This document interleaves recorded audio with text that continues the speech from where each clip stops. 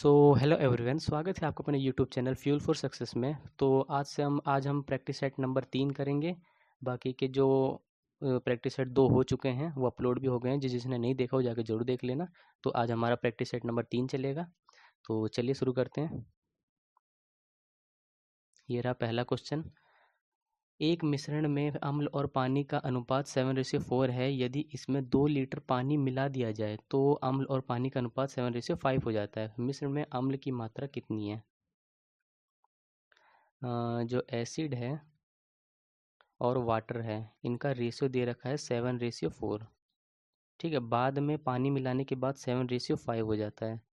यानी कि वाटर में कितना मिला है? 1 यूनिट। ये जो 1 यूनिट मिला है ना, ये 2 लीटर के बराबर है।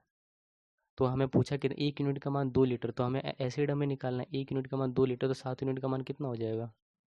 14 लीटर। तो एसिड की जो मात्रा है वो 14 लीटर है। एक वस्तु के क्रय मूल्य और विक्रय मूल्य के बीच का अंतर 120 है। यदि लाभ प्रतिशत 10% है तो विक्रय मूल्य कितना है? जो सेलिंग कॉस्ट प्राइस और सेलिंग प्राइस का जो डिफरेंस है वो हमें दे रखा है 120। ठीक है, और जो प्रॉफिट दे रखा है वो हमारा 10% है। 10% की जो फ्रैक्शन वैल्यू होती है 1/10।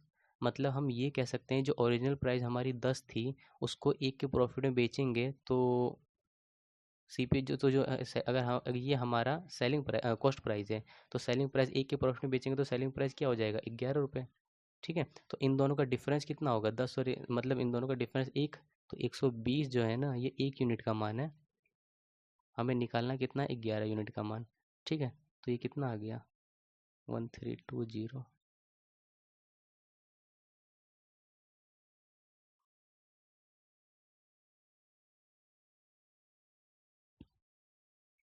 किसी संख्या का 27% उसी संख्या के 13% से 56 अधिक है। उन दोनों का डिफरेंस दे रखा है। तो यानी कोई संख्या है हमारी x, कोई संख्या है हमारी x, संख्या हमारी x और उसका 27%। इन दोनों का डिफरेंस जो बराबर होगा उसी संख्या के 13% के 56 अधिक है। मतलब हम ये कह सकते हैं जो 27% x और अंतर होगा इसका 13% x, ये बराबर होगा 56 के।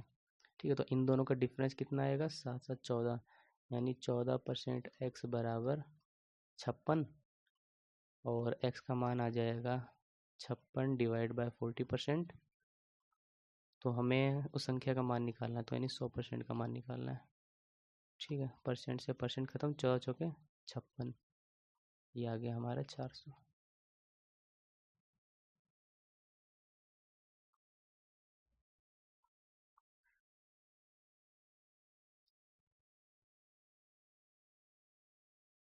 दो लड़के 90 मीटर लंबे पुल को के विपरीत छोर पर खड़े हैं।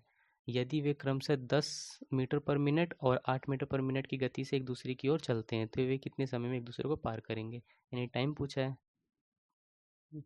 ये टाइम पूछा है, तो टाइम बराबर 90 मीटर, और बोला क्या है? 10 मीटर में से विपरीत छोर से चल रहे हैं। अच्छा, विपरीत से चल रहे हैं, अपोजिट डायरेक्शन क्या होता है? दोनों जुड़ते हैं, तो ये कितना हो जाएगा? 18 मीटर पर मिनट। मीटर पर नीचे है तो ऊपर आ जाएगा मिनट। और 9 से काटेंगे, 9 दूनी 18, ये हो जाएगा 100। 2 से काटेंगे 50। ठीक है, 50 मिनट। अपोजिट डायरेक्शन था ना, इसलिए दोनों को जुड़ गया इनकी स्पीड।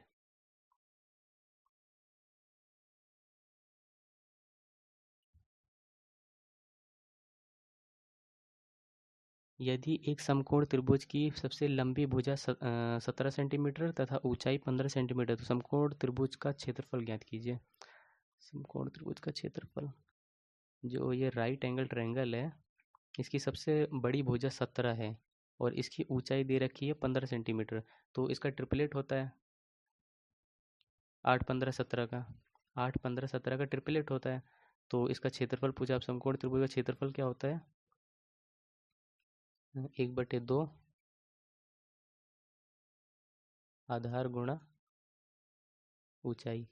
तो जो 1/2 आधार कितना दे रखा है 8, और ऊंचाई कितनी दे रखी है 15। 2 चौक 8 और 15 चौके 60।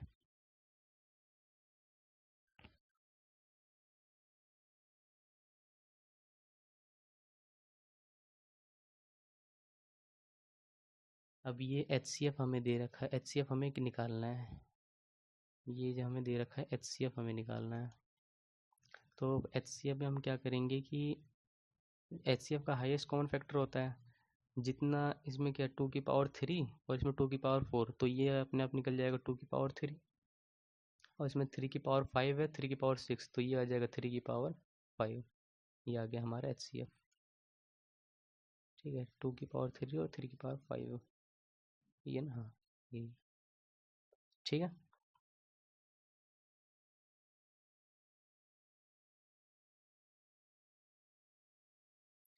निम्नलिखित में से कौन सी संख्या 11 से विभाज्य है? अच्छा, 11 से विभाज्य डिविजिबिलिटी वाली मैंने पिछली वाली वीडियो में, पिछले के दोनों वीडियो में मैंने बता रखा है कि जो 11 की जो डिविजिबिलिटी वाला का जो फॉर्मूला होता है वो या तो 0 होता है या 11 का मल्टीपल होता है।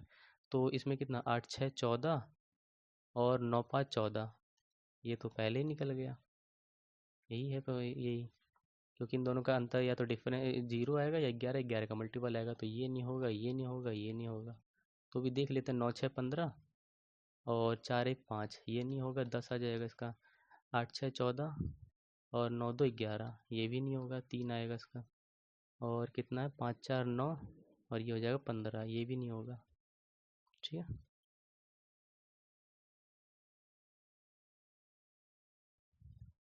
एक वस्तु को 40% और 50% की 2 क्रमिक छूट के बाद 204 रुपये में बेचा जाता है, तो वस्तु का अंकित मूल्य कितना है? मान लेते हैं हमारा वस्तु का जो अंकित मूल्य वो x है, और उसी पर 40% की छूट दे देते हैं। 40% छूट मतलब कितना हो जाए 60/100, और इसका 50 है तो कोई 50 ले लो, 1/2 भी लिख सकते थे। ठीक है, ये किसके बराबर है 204 के। तो जो x की वैल्यू आएगी ना, वो 204 इंटू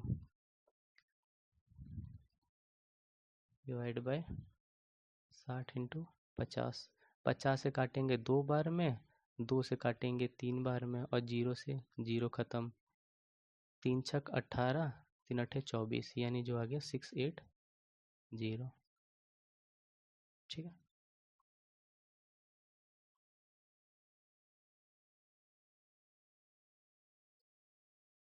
एक स्कूल में कुल 560 छात्र हैं। लड़के और लड़कियों का अनुपात 13:15 दे रखा है। यदि 40 और लड़के को स्कूल में दाखिला कर मिल जाता है, तो लड़के और लड़कियों का नया अनुपात क्या होगा? अच्छा, ये जो बॉयज़ का और गर्ल्स का जो रेशियो दे रखा हो 13:15, ठीक है। और इसमें 40 लड़कों को ऐड किया जाता है, तो नया अनुपात क्या होगा? अच्छा, जो इसका जो टोटल कितना दे रखा है 560, यानी जो ये जो 560 छात्र हैं, ये अपने आप में 28 यूनिट का मान है। 5 3 8 2, ठीक है, 28 यूनिट का मान है। तो 7 चौक 28, 2 बार में कट जाएगा तो पूरा। ठीक है, तो एक यूनिट का मान हमें 20 आया है। एक यूनिट का मान अगर 20 आया तो 13 यूनिट का मान कितना आएगा 26, 260, और ये हो जाएगा 300। अब इसमें बोला है 40 लड़कों को और ऐड किया गया है, यानी कि इसमें 40 लोगों को और ऐड किया गया है, तो ये हो जाएगा 300 और इसका भी हो जाएगा 300। ये कट के कितना आएगा 1:1 आएगा।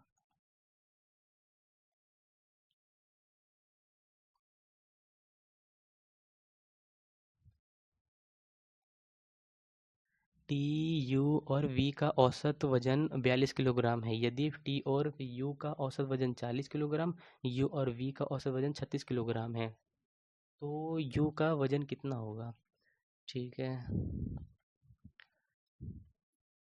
मैं इसको ना नंबर नंबर के थ्रू बताता हूँ, जैसे टी यू वी करके नहीं बताऊँगा। जैसे कि मान लेते हैं कि ये जो दो है, ये जो टी यू है, इसको हम दो ले लेते हैं, टी और यू दो है, तो दो यूनिट का मान हमें 40 दे रखा है, और यू वी ये भी 2 यूनिट का मान हमें 36 दे रखा है। और ओवरऑल कितना दे रखा है हमें, टी यू वी तीनों का मान कितना दे रखा है 42। ठीक है, तो 42 से कितना कम है 2, और ये कितना कम है 4 5 6। ठीक है, तो इसका इसका गुना और इसका गुना, तो ये कितना हो जाएगा माइनस का 2 दूनी 4 और माइनस का 12 और 12 4 16, 16। ठीक है, 16 आ गया। अब ये जो 42 है, ये जो 42 है, इस 42 में से हम 16 माइनस कर देंगे तो कितना आएगा 6 6 12, 6 हो गया और 3 में से एक बचा 2, ये हो गया 26। ठीक है, अब ये क्यों हुआ, क्योंकि अगर टी यू और वी, इसमें क्या हुआ, पहले टी यू को लिया गया है, फिर इसमें यू वी को लिया गया है, तो यानी कि कॉमन इसमें ना यही यू वाला आ रहा है, ये यू वाला कॉमन आ रहा है, इसलिए इसको इसके थ्रू किया गया है।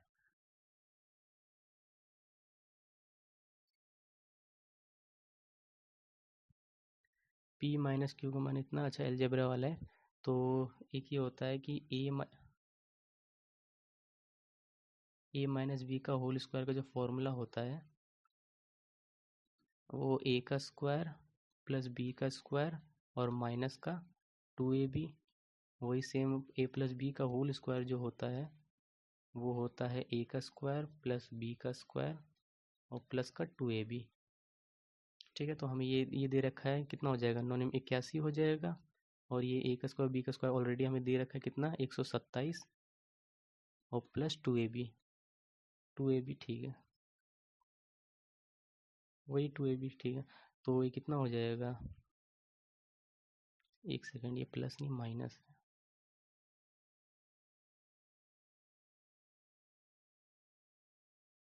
क्योंकि हम ये वाला फॉर्मूला लेके चल रहे हैं ना, ये वाला। ठीक है, माइनस है, तो ये कितना हो जाएगा 2ab, माइनस इधर चला जाएगा और प्लस हो जाएगा, और ये 81 इधर आ जाएगा, तो कितना होगा 127 माइनस 81, कितना हो गया 6 हो गया और 4 हो गया, तो जो इसका मान आएगा 2 3 4 2 3 6, हमारा 23 आ गया। ठीक है, मैं पी माइनस क्यू लेके भी चल सकता है, बट ए माइनस भी मुझे थोड़ा सही लगता है, इसलिए मैं पी माइनस क्यू का नहीं लेके चला। तो मैं वैसे भी ले सकता चल सकता था पी माइनस क्यू का होल स्क्वायर, फिर वही होता पी का स्क्वायर क्यू का स्क्वायर माइनस का 2 पी क्यू हो जाता, इसलिए मैं ए माइनस बी से लेके चला, क्योंकि ए बी से थोड़ा सही लगता है।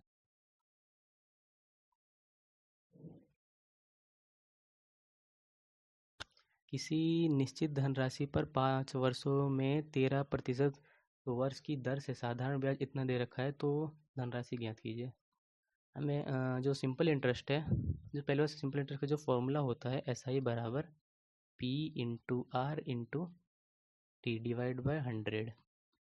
तो जो एस आई दे रखा है वो कितना दे रखा है 2275 बराबर, हमें मूलधन नहीं दे रखा है, रेट ऑफ इंटरेस्ट हमें 13 दे रखा है 13%, और जो समय दे रखा है 5 साल के लिए।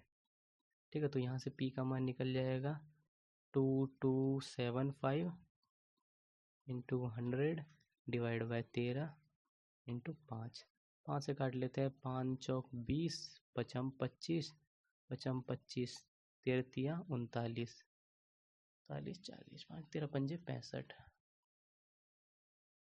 3500। ठीक है, इसको आप ऐसे भी कर सकते थे कि जो एस आई बराबर होता है, ये थोड़ा एडवांस मेथड बता रहा हूँ, कि जो एस आई बराबर होता है वो आर टी परसेंट होता है। ठीक है, आर टी परसेंट होता है, तो जो हमें एस आई दे रखा है 2275, ये अपने आप में कितने यूनिट का मान दे रखा है 13 पंजे 65% का मान दे रखा है, तो हमें निकालना कितना है 100% का मान, परसेंट से परसेंट खत्म, और 13 पंजे 65, 13 दूनी 26, 13 कम 13, 7 2 9, 13 सत्ते 91, 13 पंजे 65, 5 तियाँ 15 और पचम 25। ठीक है,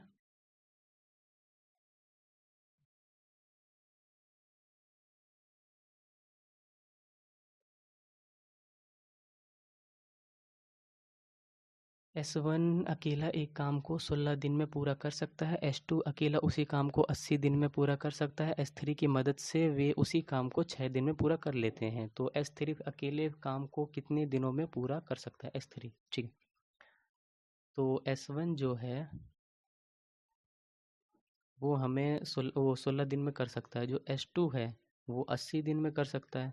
और S3 की मदद से, यानी S1 और S2 और S3 की मदद से ये दोनों मिलकर, तीनों मिलकर 6 दिन में कंप्लीट कर लेते हैं। तो इसका ले लेते हैं, ठीक है, 80 × 6 ही ले लेते हैं। 16 पंजे 80 और 5 छक 30 हो जाएगा, और ये 6 हो जाएगा, ये 80 हो जाएगा। तो ये कितना, 36। तो 80 में से 36 गया, कितना बचा, 4, और 4 × 3 = 7 = 44। तो अब ये S1 का मान हमें पता है 30 यूनिट में, एक दिन में मतलब 30 यूनिट काम करता है। और S2 का मान हमें पता है 6। तो इन दोनों को जोड़ेंगे तो तीसरी वाली वैल्यू अपने आप ही निकल जाएगी। तो S3 का मान आ गया हमारा 44। ठीक है। तो अब बोला है कि S3 अकेले उसी काम को कितने दिन में पूरा कर सकता है। तो जो समय लगेगा 80 × 6 / 44, 4 से काट देते हैं, 4 × 1 = 4, 4 × 4 और 4 दूनी 8। तो ये कितना हो जाएगा, 120/11 दिन में। ठीक है।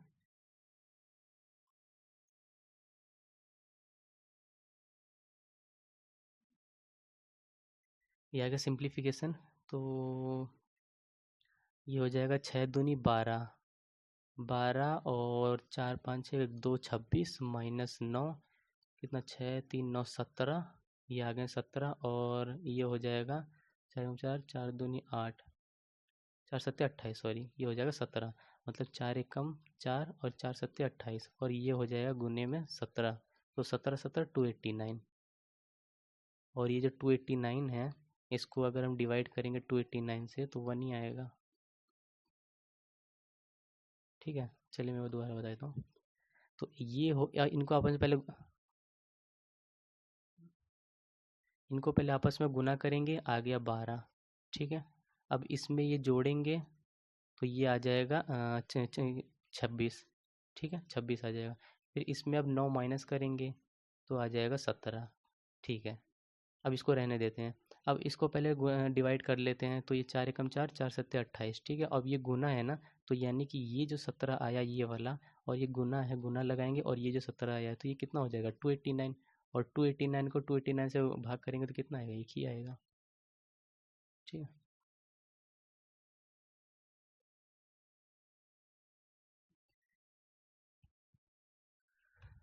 एक छात्र के 6 विषयों में औसत अंक 75 है। यदि ए छात्र एक विषय में 80 अंक प्राप्त करता है तो शेष विषयों में कुल अंक कितने प्राप्त किए। अच्छा, ये अंक बोला है, इसमें इस चीज़ का ध्यान देना, ये कुल अंक बोला है, नॉट एवरेज। ठीक है।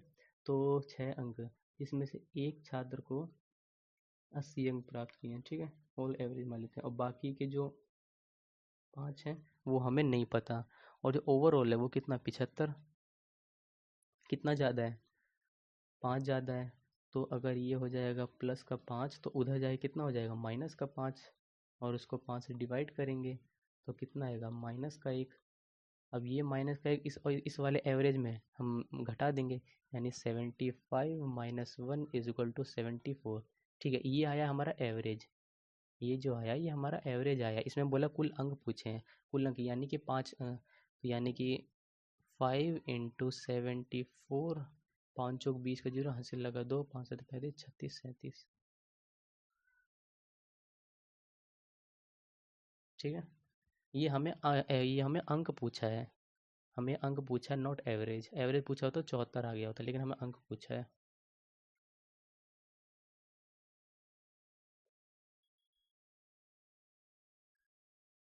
4 घंटियों को 6 8 9 10 के अंतराल पर बजती हैं। सभी घंटियों को एक ही समय पर बजती हैं, तो कितने मिनट बाद वे फिर से एक साथ बजेंगी। ठीक है, तो इनका हम एलसीएम ले लेते हैं। 6 का कितना होगा, 3 दूनी 6, और 4 दूनी 8, 3 तिरेका 9, और 5 दूनी 10। तो कितना हो गया, 4 और 3, ये आपका 4 आ गया, 3 आ गया, फिर 3 आ गया, 12 36 इंटू 5, 12 कितना, ये आ गया आपका 5 चौक 20, और 3 दूनी 9 दूनी 18, और ये आखिरी का 2, ये कितना आ गया, 360 मिनट। ठीक है। अब ये आ गया आपका 360 अब बोला मिनट में, ये सेकंड में थे ना, तो मिनट में करेंगे, क्या करेंगे, डिवाइड बाय 60, ये आ गया हमारा मिनट में। ठीक है।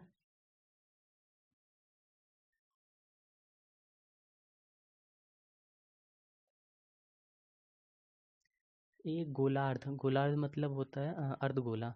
एक अर्धगोला का जो व्यास है 21 सेंटीमीटर है, गोलार्ध का जो कुल पृष्ठीय क्षेत्रफल, इसका जो कुल पृष्ठीय क्षेत्रफल होता है वो 4 पाई r² होता है, 4 पाई r²।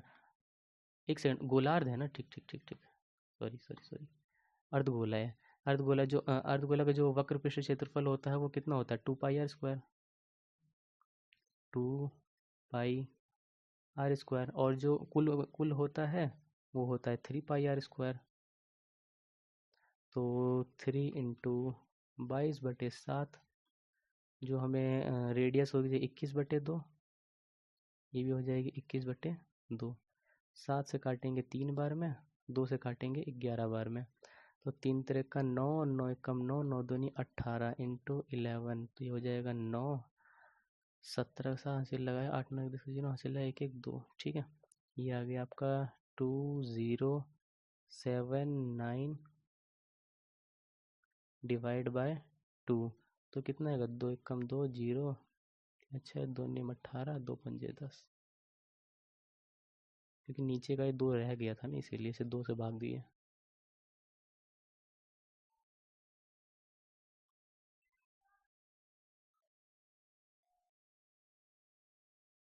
ये वाला भी पिछले वाली वीडियो में बताया था, दोनों वीडियो में ये वाले सवाल आए थे। तो क्या है, एम एन और एम एन सी का रेशियो बताना है। ये हो गया हमारा एम, ये हो गया एन, और ये हो गया सी। ठीक है, तो जो हमारे पास खुद की वैल्यू होती है, हमें एम निकालना है, तो हमारी खुद की वैल्यू 4 है, तो इसे हम नहीं लेंगे, इन दोनों को गुना करेंगे, तो ये कितना हो जाए, 20 × 5 = 100। अब एन निकालना है तो हम एन नहीं लेंगे, इन दोनों गुना करेंगे, तो ये कितना हो जाए, 80। ये नहीं लेंगे, इन दोनों को लेंगे, कितना हो जाए, 20। 20 × 5 = 100, 20 चौक 80, 20 एकम 20, 541।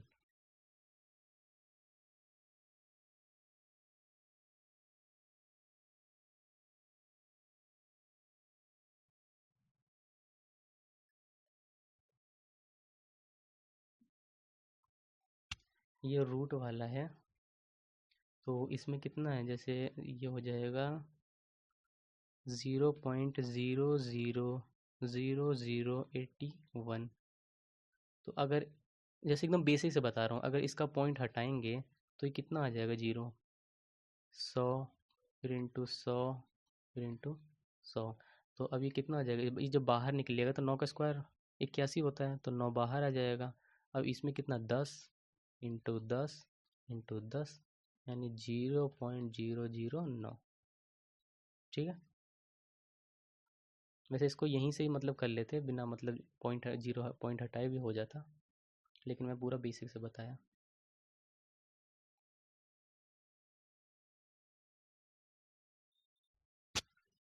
प्रथम 31 विषम संख्याओं का औसत क्या है।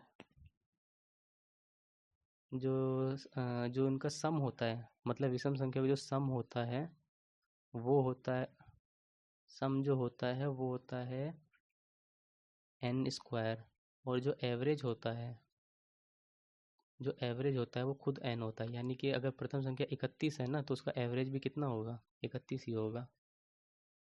ठीक है,